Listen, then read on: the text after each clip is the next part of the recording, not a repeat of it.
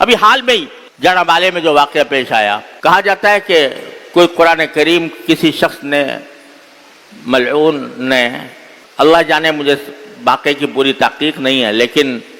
یہ کہا جاتا ہے کہ اس نے قرآن کریم کے ورقہ جو ہے وہ کسی غلط جگہ پر، گندی جگہ پر ڈال دیا یا کیا کچھ کیا، اس نے یہ حرکت کی۔ ظاہر ہے کہ ایک مسلمان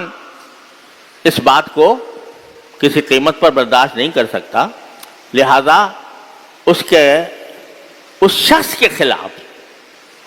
اگر کوئی کارروائی ہوتی قانونی طور پر بھی اور اس کو لعنت و ملامت کی بھی، یہ اپنی حدود میں تھی، جائز تھی، اور اس کے اوپر کوئی اشکال اعتراض کی بات نہیں تھی۔ لیکن اس کے رد عمل میں لوگ اٹھے، جذبات کو بھڑکایا اور جا کر ایک کلیسا کو آگ لگا دی، گرجا کو آگ لگا دی، اور سنا ہے کہ اور جو عیسائی آبادی تھی اس کے مکانات کو بھی جلا دیا اور لوگوں کو تشدد کا نشانہ بنایا جو اس جرم میں شریک نہیں تھے۔ اب یہ جذبات ابھارے گئے اور ان جذبات کی رو میں آ کر اندر سے ہو سکتا ہے کہ وہ دینی جذبہ ہی ہو، یہ بھی ہو سکتا ہے کہ کسی دشمن کی سازش ہو اور دشمن کے لوگ آ کر مسلمان کو، اسلام کو، پاکستان کو بدنام کرنے کے لیے انہوں نے یہ سب کچھ کیا ہو، لیکن ہو سکتا ہے کہ کسی کے دل میں یہی جذبہ ایمانی آیا ہو کہ ابھی میں اپنے سامنے قرآن کریم کی توہین دیکھ رہا ہوں تو پھر مجھے اس کا بدلہ لینا چاہیے اور پوری عیسائی کمیونٹی سے لینے چاہیے۔ اب یہ جذبہ تو ہو سکتا ہے درست ہو، لیکن یہ طریقہ کسی طرح بھی اسلام کے شایان شان نہیں، اسلام کے احکام کے مطابق نہیں۔ اسلام نے مسلمان ریاست میں اگر جو غیر مسلم رہتے ہیں ان کو پرامن طریقے سے جو لوگ رہتے ہیں ان کے جان مال آبرو کا تحفظ، یہ اسلام نے اس کی گارنٹی دی ہے۔ وہ اپنی عبادت گاہوں میں عبادت کرنے میں آزاد ہیں اور ان کو اس پر کوئی روک ٹوک اسلامی حکومت نہیں کر سکتی۔ یہ نبی کریم سرور دو عالم صلی اللہ علیہ وسلم نے فرمایا کہ اگر کسی ایسے غیر مسلم کو جو ہمارے ساتھ معاہدے کے ساتھ رہ رہا ہے، اس کو اگر کوئی شخص، کوئی اللہ تعالیٰ نے اس کے جان و مال کی، زندگی میں اس کے جان و مال اور آبرو کی حفاظت کا ذمہ لیا ہے، جو شخص اس ذمہ داری کو جو اللہ نے لی ہے اس کی بے حرمتی کرے گا، یعنی کسی غیر مسلم کو جو پرامن شہری ہے اگر کوئی نقصان پہنچائے گا اس کی جان کو، اس کے مال کو، اس کے آبرو کو،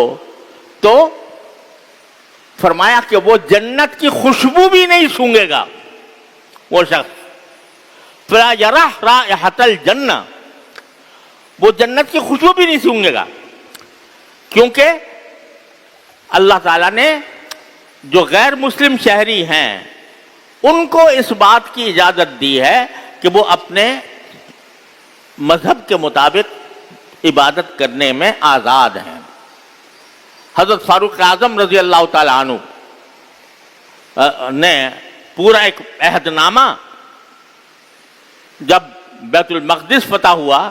تو اس وقت پورا عہد نامہ ایک لکھا تھا، اور اس عہد نامے کے اندر آپ نے یہ سارے غیر مسلموں کے حقوق اس میں بیان فرمائے تھے۔ ایک مرتبہ حضرت فاروق اعظم رضی اللہ تعالیٰ عنہ ایک شخص کے پاس سے گزر رہے تھے جو یہودی تھا اور وہ بھیک مانگ رہا تھا، تو آپ نے پوچھا بھائی بھیک کیوں مانگتے ہو؟ کہا کہ بھائی کہ میرے پاس پیسے ہی نہیں ہیں، میرے پاس اتنے گزارے کے لائق پیسے نہیں ہیں، میں کیا کروں اور کوئی میرے پاس راستہ نہیں۔ تو آپ نے حضرت فاروق اعظم رضی اللہ تعالیٰ عنہ نے فوراً فرمایا کہ ہم نے اس کی جوانی جو ہے اس سے ہم نے فائدہ اٹھایا، جوانی میں وہ جزیہ دیا کرتا تھا،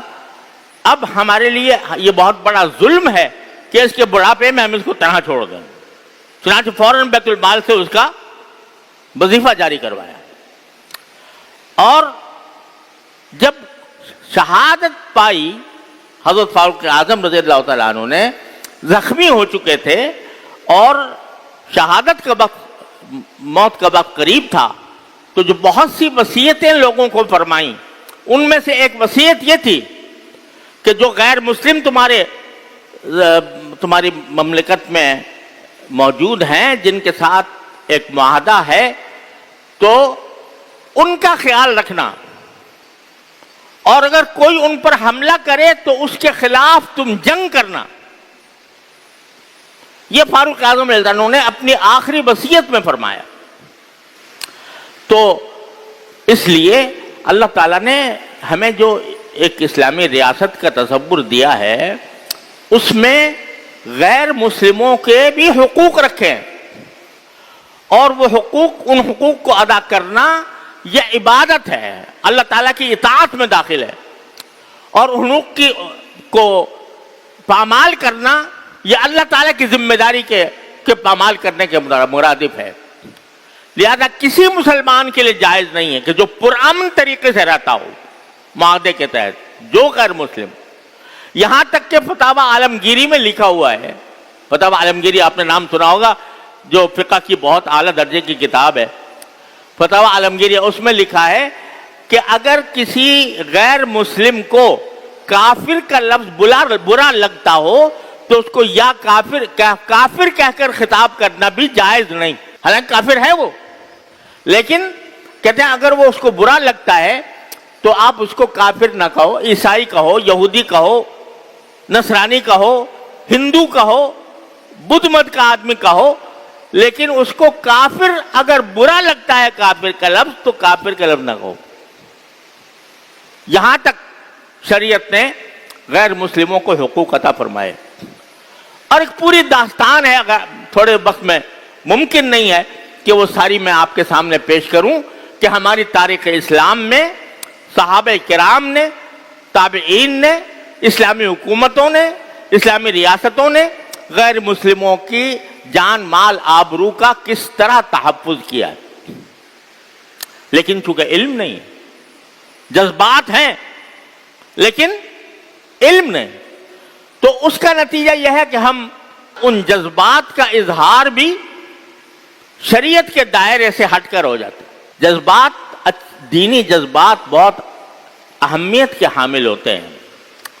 اور وہی دینی جذبات ہیں جو انسان کو اللہ تعالیٰ کی اطاعت پر آمادہ کرتے ہیں. لیکن اگر وہ علم کے بغیر ہوں، صحیح علم کے بغیر ہوں، تو وہ جذباتیت بعض اوقات بجائے فائدہ پہنچانے کے نقصان پہنچا دیتی. چنانچہ ایک مزاج جذباتی یہ بن گیا کہ جو ذرا جذبات کو ابھارے، اشتعال انگیزی کرے، اس کے ساتھ لوگ لگ جاتے ہیں. یہ پتہ نہیں کہ وہ ہمیں صحیح راستے پر لے جا رہا ہے یا غلط راستے پر لے جا رہا ہے. وہ ہم شریعت کے دائرے میں کام کرنے کے لیے لے جا رہا ہے، شریعت کے خلاف کام کرنے کے لیے لے جا رہا ہے. تو جذبات کی رو میں بہہ کر وہ دین کے صحیح مقاصد سے دور ہو جاتے ہیں، کھلم کھلا سرکار دو عالم صلی اللہ علیہ وسلم کے ارشادات کی خلاف ورزی کرتے ہیں.